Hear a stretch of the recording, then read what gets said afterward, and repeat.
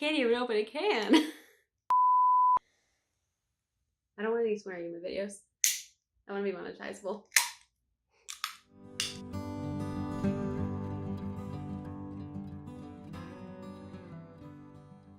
name is Maddie. I am Junction Knitting. Welcome to my first episode of my podcast. I'm coming to you from the Midwest, where it is kind of gross and drizzly outside, and it will probably be gross and drizzly for the rest of the day. I'm starting a podcast because I really enjoy watching other people's podcasts, and I wanted to contribute myself into the conversation and see where it goes. Today, I'm going to be talking to you guys about why I started knitting, current projects I'm working on right now, projects I want to start in the future, possibly, because as everyone knows, your plans will change no matter what plans you have laid out. And then, yeah, we'll see how that goes. I'm drinking this so I'm less nervous about making a podcast. It has 4.5% alcohol, and it's only 8.5 ounces, so we'll see how fast this goes. Alrighty, so day so far, we went to the gym this morning because the gym is open really early because currently it is Memorial Day. We went to the gym, worked out, we did some errands, picking up some equipment to be able to film this vlog. We also cleaned a little bit around the house. It's been kind of a nice lazy day for us here. I don't have to work today, which is always really nice. And tomorrow we're gonna get up really early and go kayaking. We got a couple kayaks this past weekend, so we're gonna go ahead and try them out. And I'm really excited because I love kayaking. I love being on the water. All right, well, good place to start is to share how did I learn how to knit. Everyone who knits has that story, and it's a good place to introduce myself. I learned how to knit when I was really, really young. My aunt taught me when I was, I think, 5 or 6, just using big needles and big yarn, and all I knew how to do was the garter stitch and knit scarves. I had no idea how to increase or decrease. I didn't know what a knit stitch was, or how to purl or anything like that. And I just made scarves for a really long time. And then I put it down when I was, you know, because what kind of 5-year-old knits scarves and doesn't get bored? But when I was about 17, I had to get a surgery done, which required about 2 months of downtime, where I was not able to really lift anything. I couldn't really exercise. I couldn't really do a whole lot of extracurricular activities. So I hopped onto YouTube and taught myself how to crochet. I was always a crafty person growing up, so I just thought, you know what, I'll figure out how to crochet. It should be easy to do when you're on painkillers and you're not really all there. Taught myself how to crochet, and then I went off to college with the crochet knowledge and realized that there was a really cool local yarn shop called Yarnology. They carried amazing yarn. I'd never seen such soft, pretty, squishy, and expensive yarn before, and such beautiful needles and crochet hooks, and such a warm place before. Every time I'd gone to get yarn, it was at Michael's or Joann Fabrics, something like that. And the ladies there were so nice. They were so nice to me. They helped me pick out a good set of needles along with the yarn. I learned about what weight was, weight bases for yarn were, and how they correlate with the needle sizes and what weight bases are good for what. And I walked out of there, I think I spent $200 on my first couple of pairs of knitting needles since I was 5, and really nice yarn. I went back to YouTube and started looking at different knit stitches, different projects. How do I do this stitch and how do I do that, and how do I increase, and I need to drop or put stitches on a holder. What's that? And after several years of self-teaching yarn or knitting and yarn crafties, I'm here. You know, I am here with a stack of work in progresses as well as a stack of a couple finished objects that are not just scarves. Well, one is a scarf, but not just scarves. And I'm excited to share them with you. So let's get into it. This is helping me get through recording my first podcast because I am nervous as heck.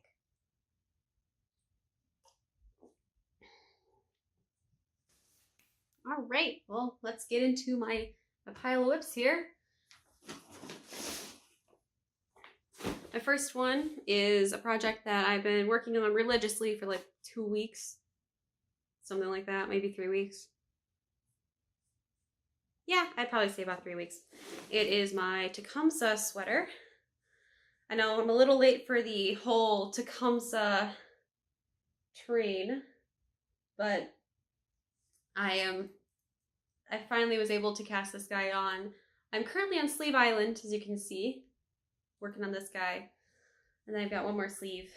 It is a little more cropped than I initially wanted it to be, but I think once it is blocked, it will be a good length.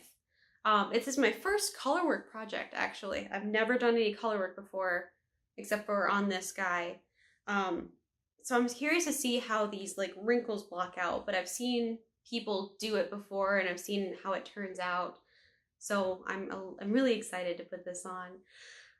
Now there is kind of a faux pas in my sweater that I did not realize until, gosh, I didn't realize it until I was almost done with the body. I had 4 skeins of, or what I thought was a sweater quantity of Malabringo Aereo in natural, which I'm trying to find that tag really quick here. Yeah, here we go. I thought I had 4 of these guys in my stash. It turns out I had 2 of these and then 2 of the Malabrigo Rios in natural. And as everyone knows, or people that religiously buy Malabrigo like I do, Rios is their worsted weight and Aereo is their DK or their sport weight. And I ended up casting on with Aereo, so their DK, and I knit it all the way to about here when I ran out. So about where the sleeve separation is, because I separated my sleeves a little early in the pattern just because I wanted them to be, I didn't want it to be so like poncho-y on the top. And I didn't realize that I had picked up a worsted weight until about here on this sweater. And at that point, I had to take a look at what I had and I realized, oh no, I've got 2 different weight yarns. But I figured it's okay. One, because the only worsted weight is from about here, it's all the way down. So it's just the bottom of the sweater. And you really can't tell. You really cannot tell. And I'm sure once it's blocked, you really, really won't be able to tell. And also it kind of helps with the drape of the bottom of the sweater. It kind of helps keep it a little bit more, this is curling up on me, but it kind of helps it keep it a little bit more, you know, solid. It's more of a structure. You guys can't see this, but my cat just jumped into the box that I was keeping my sweater in. So I guess it's his now. But then once I was done with the body and I cast on, or I picked up the stitches from the sleeve, I used the remaining Aereo skein that I have.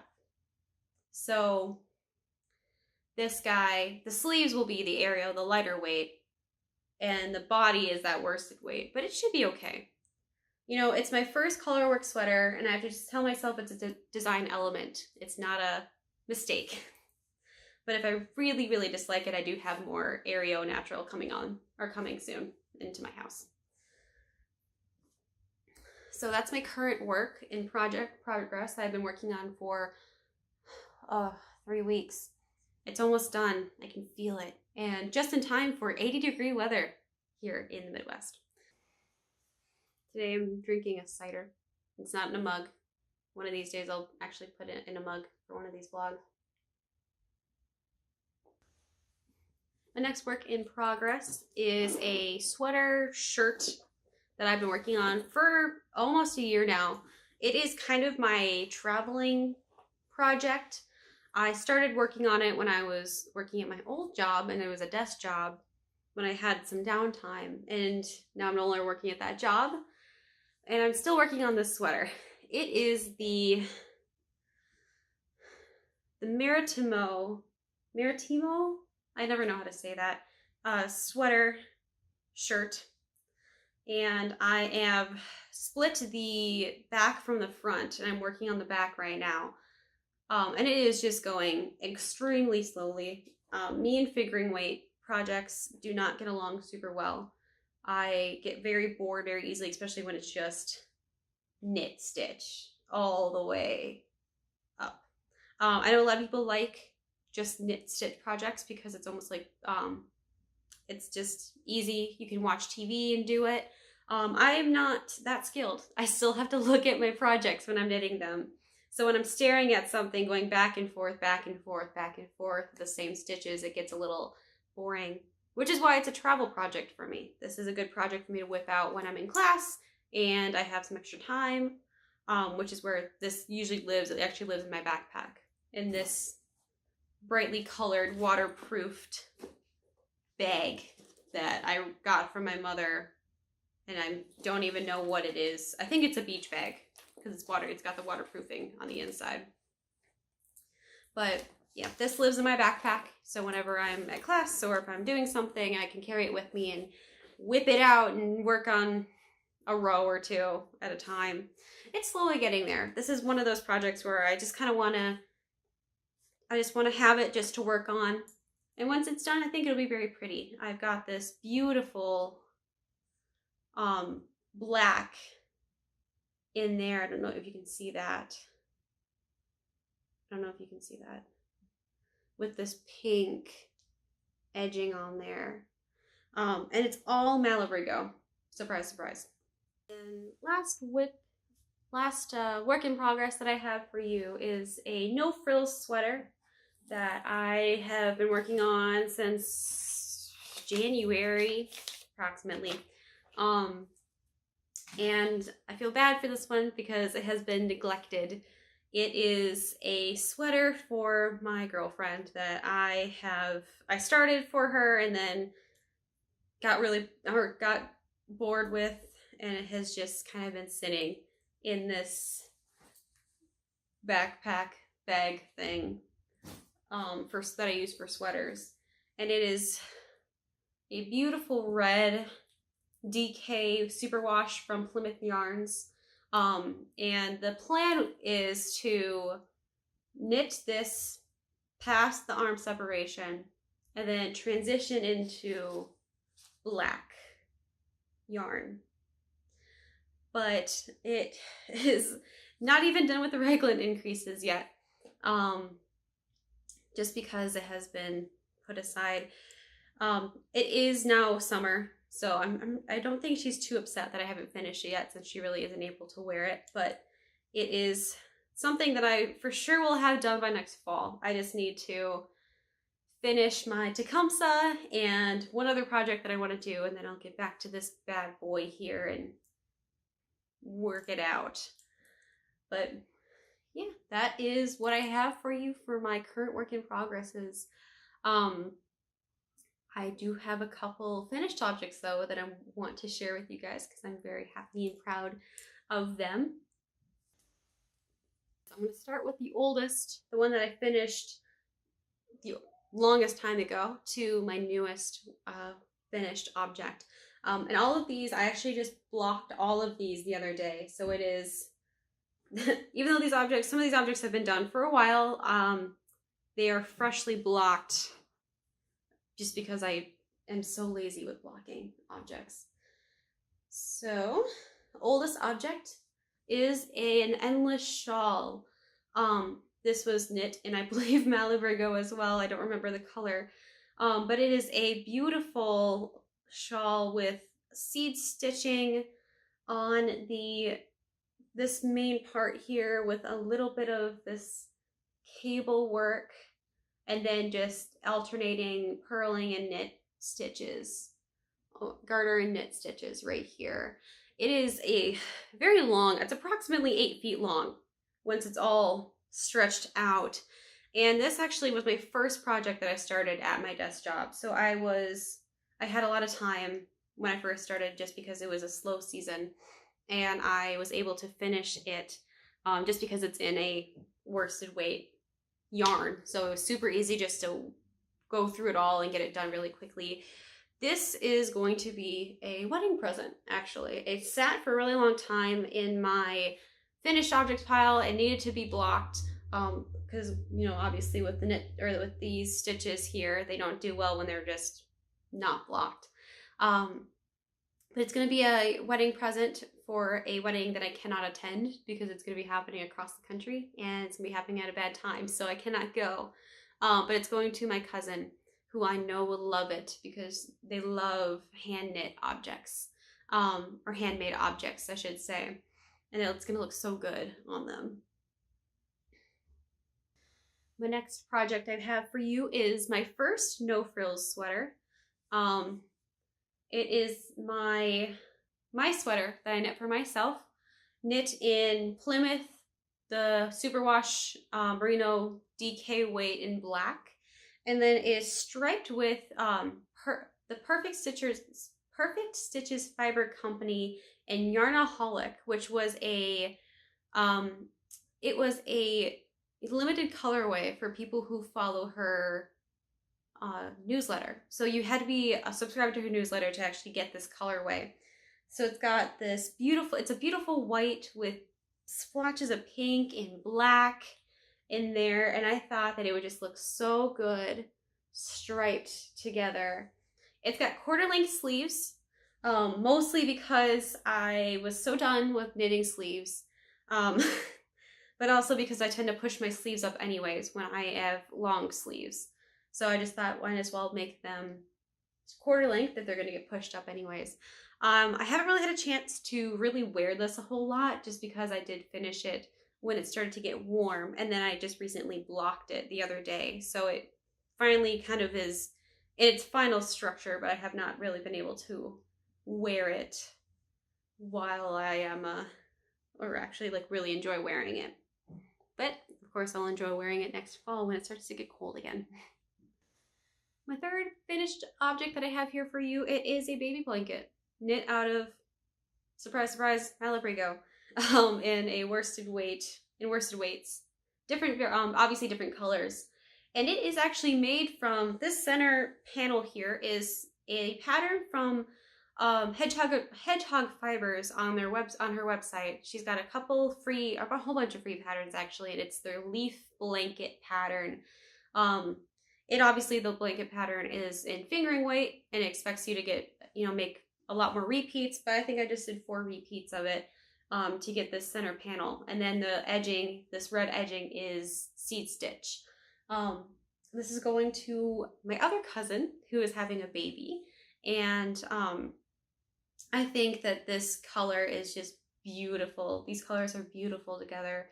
It's very rich. It's not very stereotypical of a baby blanket, but it's so soft because it's made out of that, that merino that Malabrigo likes to use. It is so soft and so squishy. It's very, very squishy.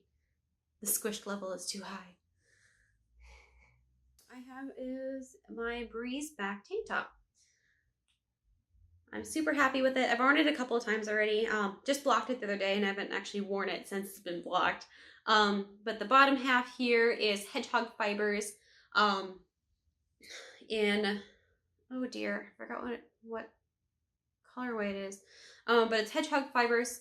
I picked it up specifically for a tank top. And I think it just turned out beautiful. And this, what I have it faded into, which is of course a Malabrigo yarn, unnamed because I actually lost the label on it, but it's this beautiful purple with these blues. And I think it goes really well together. Very light and breezy. I'm definitely going to be making a couple more of these just because I love the way this fits. I love the way that it hangs. And I love tank tops in the summer. I am a very warm person. So tank tops and I do really well together. And the fact that I can wear my own handmade tank tops is even better. My last finished object for you guys, it is last, even though I finished it a really long time ago. But it is this Purple Majesty and Anniversario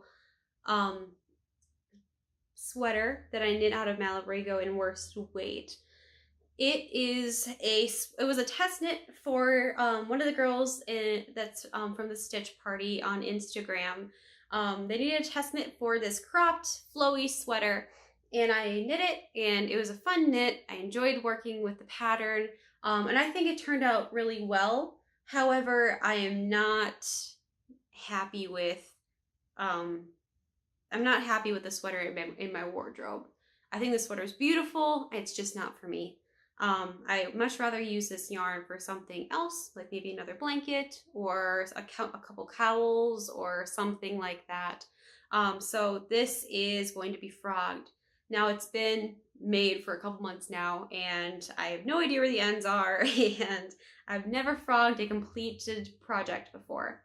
So we shall see how this goes. If you guys want to see that, if you guys want to see me try to figure out how to frog this, let me know.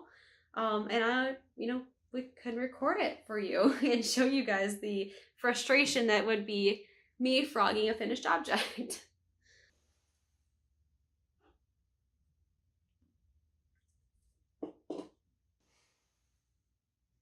So one of my favorite things to do when I'm not knitting is going through Instagram and Ravelry and looking at the different projects that are out there right now. People are knitting, people are loving, and to go, oh, I want to make that. What yarn should I use? And thinking of what it's currently in my stash and what would work well for that. So I've got a couple things I want to share with you on some of the future projects I want to make. One of them is another Breeze Back tank top, actually, and I want to make it out of this sock blank by Perfect Stitch Fiber Company. I don't know if you can see all the different colors in this sock blank, but it's got the greens, mostly green, and it's got the purples and the blues and splotches of pink, and on this side it's got some yellow. And it is just going to make the coolest tank top that I've ever seen. So once I am done with my Tecumseh sweater, I think this is what I'm going to be casting on. But I'm calling it a knit possibility because I tend to change my mind a lot. So even though I'm like, this is what's next, this is what I want to do, I may see another project and go, no, I'm going to make that one instead. The next project that I'm thinking about casting on is the rug. Now, I'm not usually a woolly sweater person. You know, it's kind of a thicker sweater made out of tweed generally or some kind of wool. And generally, I'm a very warm person, so they feel itchy. However, I've seen people knit the rug and it just looks so cozy and warm and I just want to put it on and never take it off. So I've got a couple skeins here of Homestead Tweed from Plymouth Yarn Company. I have two here in the Pale Moss and the one in Oatmeal. So obviously a green sweater with oatmeal color work in it. I have only 600 yards here, but I think we can figure out a way for me to knit it with just these guys. Or I may have to go on to webs somewhere and find some more if I need more. I love the speckling, the black with the tan pieces in there. Obviously it's tweed, so it's gonna have those pieces, but I think it's just gorgeous. It's so soft and it's so squishy, and I squish it. Like that's part of the reason why some of this skein really kind of looks a little sad. It's just because I just stick my fingers in it and I squish it all together. I'm a weirdo. The last project that I'm for sure going to be doing is the Wingspan shawl, actually, by, I believe it's Knitaholic? Nope, by Kyle Vey. The Wingspan shawl by Kyle Vey. It's this, you know, if you guys don't know what it is, it's this beautiful fingering weight shawl that looks like a bunch of just outstretched wings. It's just really drapey. It's very pretty. It's very beautiful. And I actually don't have yarn for that at the moment. What has been requested of me from my girlfriend is to knit her this in a black and gold silky fingering weight yarn. And of course, Malabrigo has something like that. They've got this silky lace fingering weight that is just perfect for it, and this beautiful gold that just shimmers in the sunlight. But I'm currently saving up some money so I can buy those because they are a little expensive considering I need 800 yards of this lace weight silk to make it out of. But she graduated recently and her birthday's coming up, so I think I can pull some strings and get that going for her. But it's just this, I've seen a couple people's finished objects with this wingspan shawl that it looks so pretty. And I know it's gonna be fun to knit. So I will update you guys on that when that gets started. Bite me.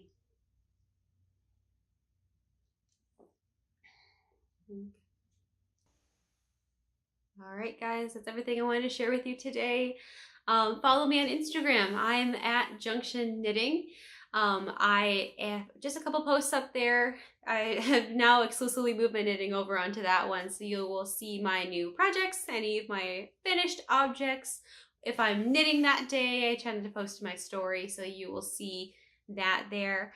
Thank you so much for watching. Feel free to subscribe if you guys like what you're seeing. Comment if you want to see more, if you have questions, or give this video a like. And I'll see you next time. Bye.